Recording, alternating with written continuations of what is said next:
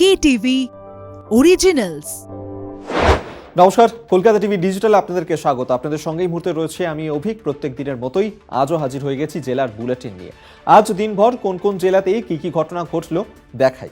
আবার খবর দিই, আবারও নামলো কলকাতার পারদ। বুধবার বেড়েছিল তাপমাত্রা, আর মেঘ কেটে যেতেই আবার হাওয়া বদল। ফিরল শীত, বৃহস্পতিবার 2 ডিগ্রি নামলো কলকাতার তাপমাত্রা। 16.3 ডিগ্রি থেকে আলিপুরদুয়ার জানাচ্ছে যে পারদ নামলো 14.4 ডিগ্রিতে। সকাল থেকেই কুয়াশা থাকলেও বেলার দিকে আকাশ পরিষ্কার হয়ে যায়, ছিটেফোঁটা বৃষ্টির সম্ভাবনা নেই। আলিপুর আবহাওয়া অফিস জানাচ্ছে পশ্চিমাঞ্চলে হাড় কাঁপানো ঠান্ডা পড়তে পারে, 6 থেকে 9 ডিগ্রি পারদ নামতে পারে।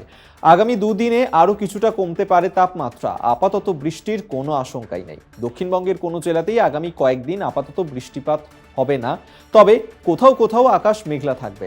রাজ্যে ঢুকবে কনকনে উত্তরে হাওয়া। আগামী কয়েকদিনে রাজ্যের তাপমাত্রা আরও কিছুটা কমতে পারে বলেই জানাচ্ছে আবহাওয়াবিদরা। সোমবার পর্যন্ত দার্জিলিংয়ে বৃষ্টির পূর্বাভাস রয়েছে। হালকা থেকে মাঝারি বৃষ্টি হতে পারে কালিম্পংয়ে। এরপর বীরভূম জেলার খবরটি। মমতা বন্দ্যোপাধ্যায় বীরভূম জেলার তৃণমূল নেতৃত্বকে নিয়ে বৈঠক করার 24 ঘন্টা কাটতে না কাটতেই কেষ্ট এবং কাজল শেখ, এই দুই গোষ্ঠীর মধ্যেই সংঘর্ষের ঘটনা ঘটল। উভয় পক্ষের বেশ কয়েকজন আহত হয়েছেন। তাদের বোলপুর মহকুমা হাসপাতালে ভর্তি করানো হয়। অনুব্রত গোষ্ঠীর লোকজনের অভিযোগ কাজল শেখের গোষ্ঠীর হামলা চালিয়েছে। পাল্টা অভিযোগ অস্বীকার কাজল শেখের গোষ্ঠীর। সব মিলিয়ে লোকসভা নির্বাচনের আগে গোষ্ঠীদ্বন্দ্বে উত্তপ্ত বীরভূম। এদিকে কাজল শেখ দাবি করেছেন, অনুব্রতই আমার রাজনৈতিক গুরু, দলে কোনো দ্বন্দ্ব নেই, দোরগোড়ায় লোকসভা নির্বাচন। এই অবস্থায় তৃণমূল সুপ্রিমো মমতা বন্দ্যোপাধ্যায় মঙ্গলবার কালীঘাটের বাড়িতে বৈঠক করে অনুব্রতর ওপরেই আস্থা রেখেছেন। খুব স্বাভাবিকভাবেই কিছুটা হলেও কোণঠাসা কাজল গোষ্ঠী। বোলপুরে অনুব্রত ঘনিষ্ঠ 5 সদস্যের অন্যতম কোর কমিটির সদস্য সুদীপ্ত ঘোষের আয়োজন করা ক্রিকেট টুর্নামেন্ট দেখে ফিরছিল কেষ্ট গোষ্ঠীর লোকজন। রাস্তায় তাদের পথ আটকে মারধর করা হয় বলে অভিযোগের তীর কাজল ঘনিষ্ঠ গোষ্ঠীর দিকে। মমতা বন্দ্যোপাধ্যায় দলীয় বৈঠকে রাজ্যে একলা চলোর ইঙ্গিত দিলেও এখানে ইন্ডিয়া জোট নিয়ে এখনো আশাবাদী কংগ্রেসের কেন্দ্রীয় নেতৃত্ব। ঠাড়ে ঠোড়ে কংগ্রেসের শীর্ষ নেতৃত্ব কয়েকদিন ধরে সেই বার্তাই দিচ্ছিলেন। এবার সরাসরি জোটের তত্ত্ব সামনে আনলেন রাহুল গান্ধী। তৃণমূলের সঙ্গে রাজ্যে জোটের বিরোধী বলেই পরিচিত প্রদেশ কংগ্রেস সভাপতি অধীর চৌধুরীকে পাশে নিয়ে রাহুল গান্ধী ঘোষণা করেন, বাংলায় ইন্ডিয়া জোট একসঙ্গে ভোটে লড়বে। বৃহস্পতিবার অসম থেকে কোচবিহারে ঢুকেছে ভারত জোড়ো ন্যায়যাত্রা। জোড়াই মোড়ে উৎসাহ উদ্দীপনার মধ্যে মঞ্চ বেঁধে নেতাকে স্বাগত জানাতে প্রস্তুত ছিলেন প্রদেশ কংগ্রেস। উপস্থিত লোকসভার বিরোধী দলনেতা অধীর চৌধুরী সহ রাজ্য নেতৃত্ব। অসমের ধুবড়ির গোলকগঞ্জ চরিয়ালি থেকে যাত্রা শুরু হয়। কোচবিহারের বক্সিরহাটে পতাকা হস্তান্তর হয়। এরপর খাগড়াবাড়ি চকে একটি জনসভা করা হয়। সেখানেই ঘোষণা করেন রাহুল, ইন্ডিয়া জোটের তৃণমূলের পাশাপাশি সিপিএমও রয়েছে। এখন এ রাজ্যে লোকসভা ভোটে জোটের সমীকরণ কি হয় সেটাই দেখা।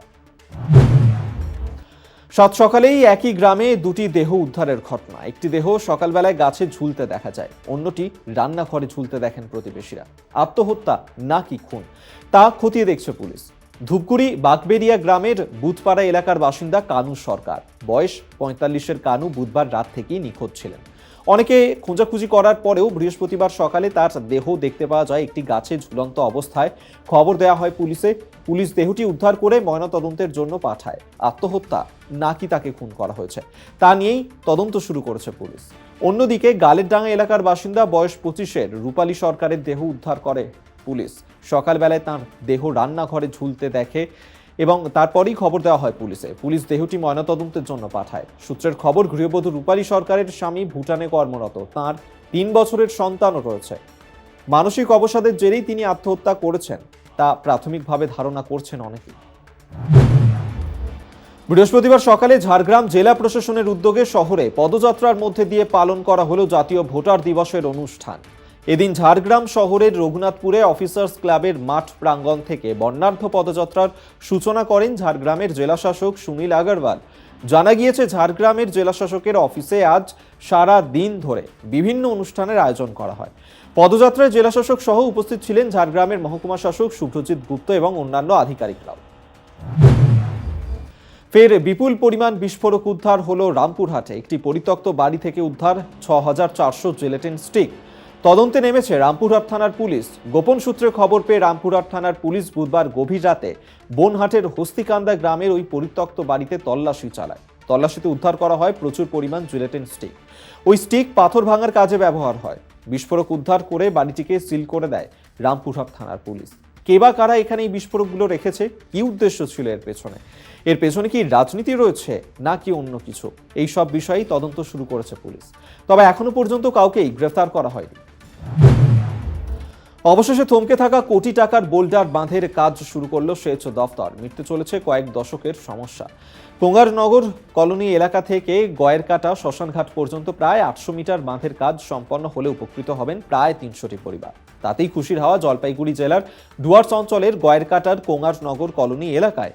কোঙ্গারনগর কলোনি এলাকায় পাশ দিয়ে বয়ে গিয়েছে আংরাভাষা নদী। বছরের অন্যান্য সময়ে শান্ত থাকলেও বর্ষায় ভুটান পাহাড়ে বৃষ্টি হলেই রুদ্র রূপ ধারণ করে তাণ্ডব চালায় নদী তীরবর্তী এলাকায়। পুরনো বাঁধ ভেঙে যাওয়াতে নদীর জল ঢুকে পড়ে বাসিন্দাদের বাড়িতে। আতঙ্কে রাত্রি যাপন করতে হয় অন্যত্র। বিঘার পর বিঘা জমি, সেগুন বাগান, এমনকি বাঁধের পাশে থাকা যাতায়াতের রাস্তাও ক্ষতি হয়েছে। ভিটেমাটি হারিয়েছে অনেকেই। তাই সকলেই দাবি তুলেছিলেন বোল্ডার বাঁধের। একাধিকবার প্রশাসনের কর্তারা সেই এলাকা পরিদর্শন করেন, আশ্বাস দিয়েছিলেন বাঁধ নির্মাণের। সেই বাঁধের কাজ শুরু হলো।